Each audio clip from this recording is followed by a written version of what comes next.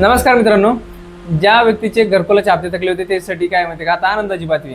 कारण काय झालेलं माहितीये का, 600 कोटी रुपयाचा निधी केंद्र शासनाने मंजूर केलेला आहे आणि त्याच्यानंतर राज्य शासनानं 400 कोटी रुपयाचा निधी मंजूर केलेला आहे. तर एकंदरीत 1000 कोटी रुपयाचा निधी जो आहे तो मंजूर करण्यात आलेला आहे. त्याच्यामुळे काय माहितीये का, आता ज्या पण घरकुलाची योजना होत्या मित्रांनो, त्या सगळ्या घरकुल योजनासाठी काय केलेलं आहे, हा निधी मंजूर केलेला आहे. आणि सगळ्या योजनावाल्याला काय करणार आहे माहिती का, ते जेवढे पण रखडलेले असन पेंडिंग मध्ये होते तेवढे सगळ्याला काय करणार, ते निधी वितरित करणार आहे मित्रांनो. आता याच्यामध्ये बरेच जण म्हणतील की बाबा आमचा मागचं नाही आला, वाढीव अनुदान नाही आलं, ते सगळ्याला पडणार आहे. परंतु आता बरेच त्याच्यानंतर पण काय होईल माहिती, काही जण येणार नाही, काही जणांचे. पण मग नेमकं येणार का नाही मित्रांनो, तुम्ही कमेंट बघत असता.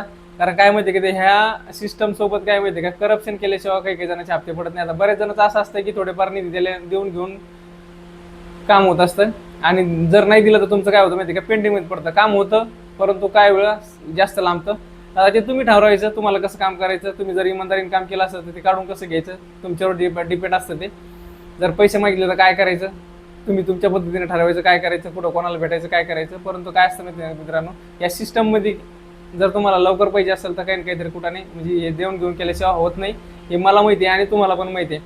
सिस्टम ऑलरेडी करप्टेड आहे, परंतु आपण त्याला काही करू शकत नाही. सगळे मिळून जर आवाज उठवला तर कुठेतरी काही होऊ शकतं. बाकी तुमची जिम्मेदारी आहे आणि तुम्ही ठरवायचं की नेमकं काय करायचं.